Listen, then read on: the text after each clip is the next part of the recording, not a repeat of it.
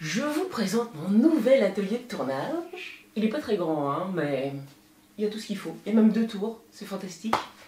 Et ça, c'est mon nouveau tour. Je ne l'ai pas encore essayé. Je viens de nettoyer le gras qu'il y a dessus. Ça sent pas très bon. Je l'ai nettoyé avec de la vieille essence. C'est efficace. Et là... déjà, rien que le serrage. Je sens que je vais m'amuser. Bonjour, je suis tellement ému que j'en oublie les bonnes manières. Dans une prochaine vidéo, je vous montrerai le montage du tour. Vous allez voir, c'est très rigolo. Il pèse super lourd, mais heureusement j'ai une chèvre. Et puis je vous parlerai de lui avec un petit peu de recul parce que c'est vrai, ici dans cette vidéo, c'est la première fois que je l'utilise. Avec un nouvel outil, ça fait toujours un peu bizarre parce que les repères changent. Mais vous allez voir, on aurait presque l'impression que c'est mon tour depuis toujours. Cette poignée de serrage là, ça change la vie. Les poignées de serrage sur un tour de qualité comme celui-là sont un avant-goût de l'aventure que vous allez vivre. Pas la peine de serrer comme un tordu, une toute petite pression et ça ne bouge plus. Quel bonheur! Oh là là! La forme du porte-outil est un peu particulière. 2 ou 3 projets et je m'y suis habitué, mais c'est vrai que là, je dois revoir mes habitudes de positionnement.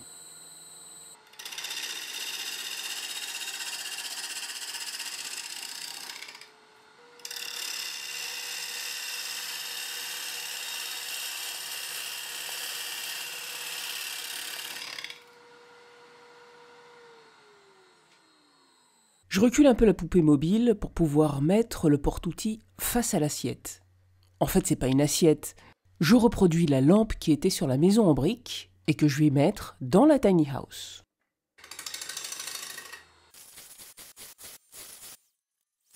Je prends quelques repères pour définir le diamètre maximum et minimum du trou que je vais devoir faire au centre.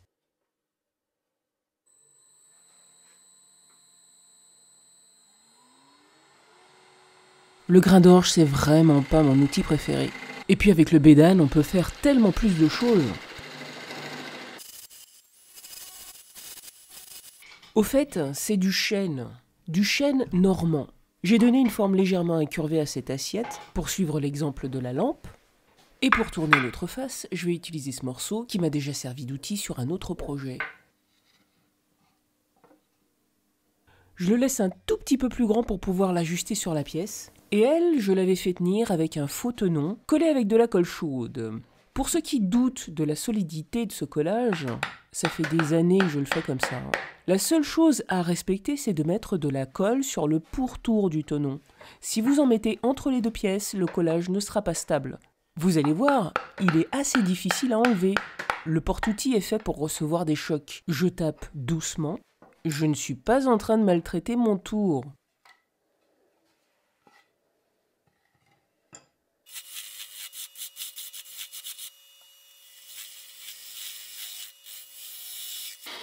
Je ne vous montre pas tout, je m'y suis reprise à plusieurs fois. Et je fais exprès de faire une légère pente vers l'extérieur du tenon. Quand ça commence à rentrer comme là, je n'ai plus qu'à ajuster en ponçant.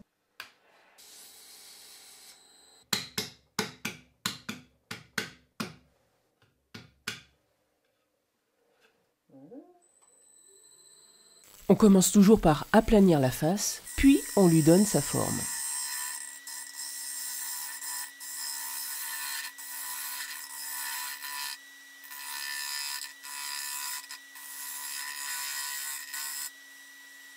Là, j'enlève les petites bosses, les marques laissées par la gouge. Et avec cette gouge de ponçage, qui tourne sur elle-même, j'enlève les marques de l'abrasif.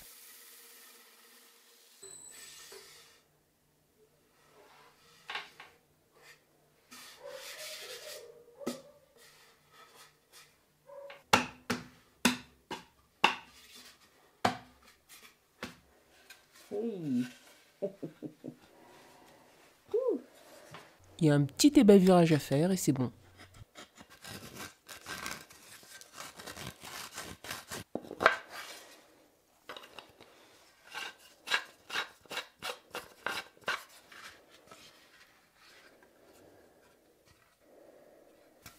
Je vais le cacher ça.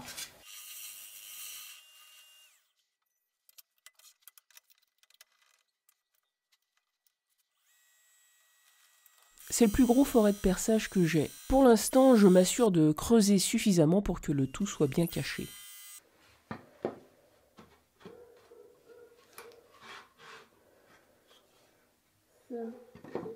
Un petit ajustement et c'est bon.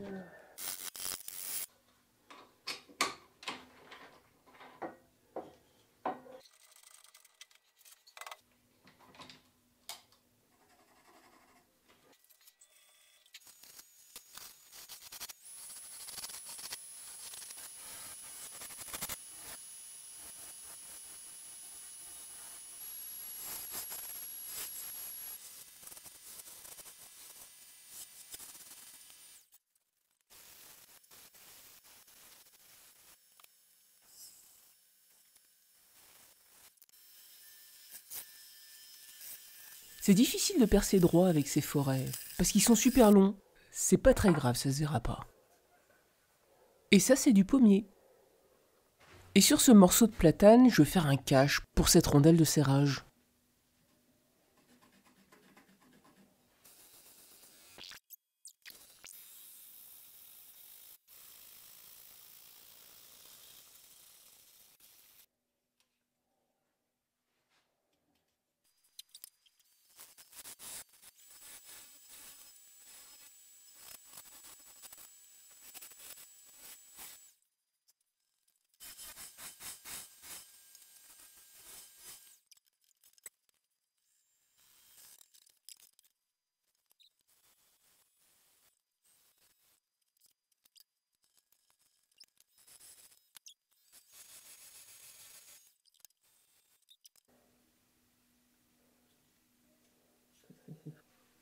J'aplanis un petit peu les dents pour pouvoir mieux coller les deux morceaux.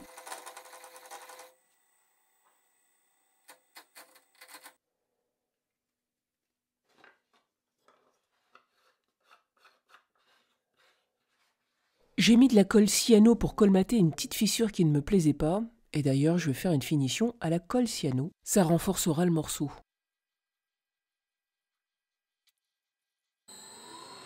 Maintenant le pied, ou plus exactement la partie qui sera accrochée au mur.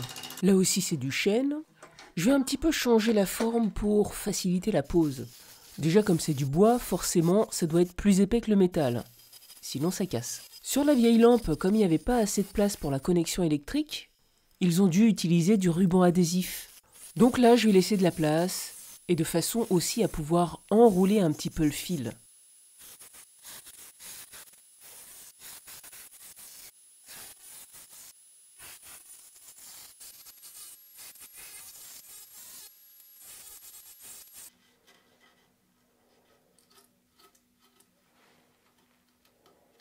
Tout ça n'a rien de gênant, je vais laisser tel quel.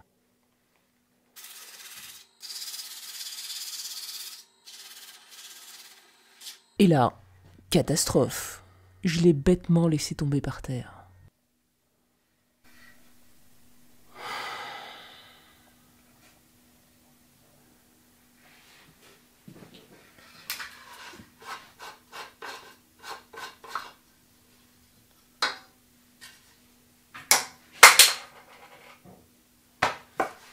Quand on est malade, on fait tout tomber. Et là, j'ai une grosse crève. Ça se voit, non? Ah, moi je le sens. Hein. Bon, ça va, ça c'est... Non, c'est pas cassé. J'ai eu un doute là, ça vibrait un peu. C'est juste que ça se détache. Ah, je pense que ça a fait lâcher la colle cyano. La colle cyano, c'est pas nécessairement bien pour tout. Je pense que je vais mettre un peu de colle chaude là. Et je vais l'enfoncer rapidement. Ouais, je vais faire ça.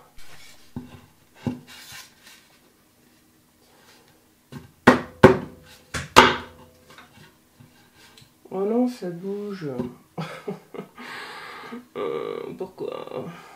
Ouais, bon, si ça touche pas le fond, ça va pas le faire.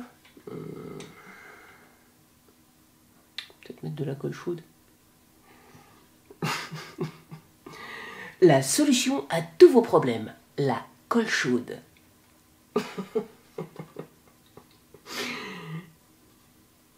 Mieux qu'un grog, la colle chaude. Non, non.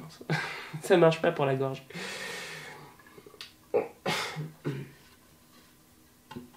Colle chaude. Ah ben justement, c'est le moment idéal pour faire un point sur le pistolet à colle chaude de Parkside. Regardez ce qu'il m'a fait comme truc bizarre. J'espère qu'il va marcher. Je l'ai utilisé 3 fois max. Et là, je l'ai pas mal utilisé pour installer mon atelier. Et il déconne déjà. Regardez, la buse. La buse, elle s'est pétée. En fait, il y avait un petit bec là, très pratique, fin. Et maintenant, je me retrouve avec ce truc qui, ça se voit peut-être pas, mais c'est assez épais. Un gros trou, donc ça fait des gros boudins. Et là, il y avait une petite tête aussi, elle est partie. Et puis ça fait des bavures partout. Et je trouve que ça chauffe beaucoup trop. C'est certainement pour ça que le tout s'est détaché. Le bâton qui rentre beaucoup trop à l'intérieur et très vite il devient inaccessible.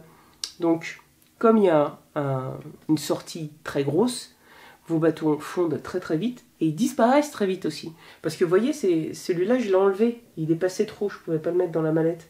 Donc ça c'est redescendu le long du conduit.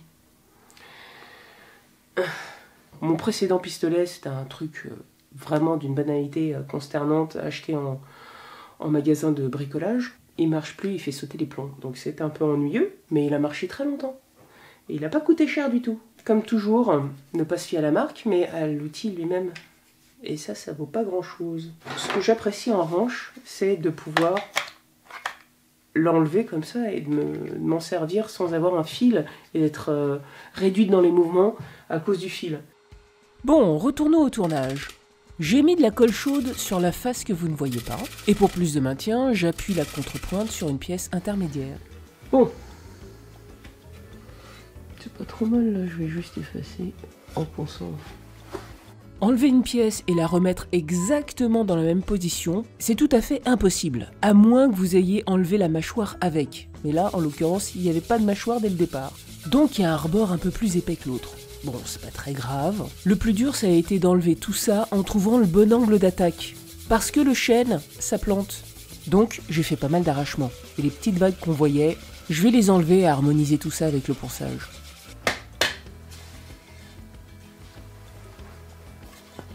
Ni vu ni connu. Non, mais en fait, c'était exactement la forme que je voulais. Hein. C'est mieux. Si, c'est mieux. Entre le pied et l'assiette, je vais mettre ce tube de cuivre, récupéré je ne sais plus où. Je me fabrique 2 petits bouchons pour pouvoir mettre du sable à l'intérieur et tordre le tuyau sans l'aplatir.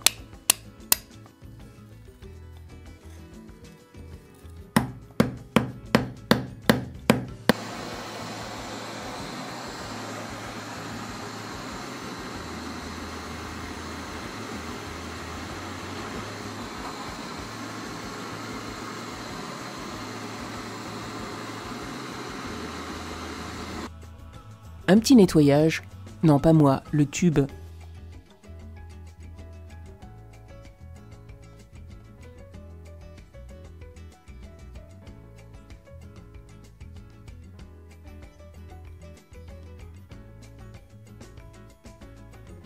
C'est un peu trop long. Et sur ce coude-là, il y a un petit défaut, alors je vais l'enlever. Ouais, c'est mieux là. Pour la finition, je vais mettre du rubio blanc. Le chêne, c'est très poreux, ça fera un effet cérusé.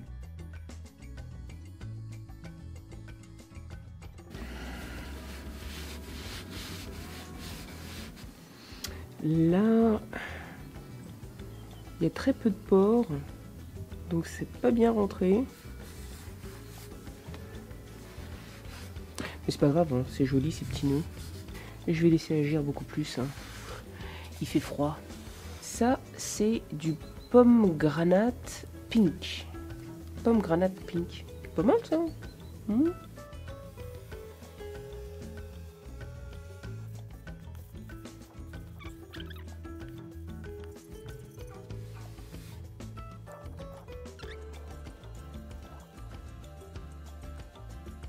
Pour le collage, j'utilise un reste de colle vinylique Parce que ça colle super bien même s'il n'y a pas de serrage et même s'il y a un peu d'espace entre les pièces.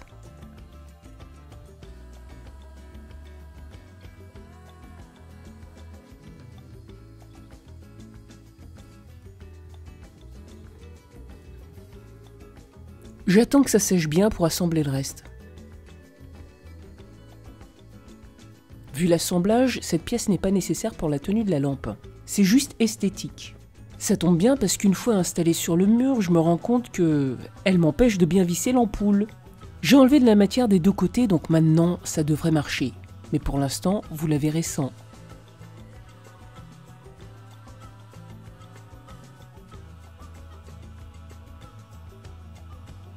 Oh, je suis dans la tiny house. Ça a eu le temps de sécher donc. J'ai déjà mis les wagos du côté de la lampe. J'ai plus qu'à les enfoncer sur les fils du mur. C'est pas facile mais j'y arrive.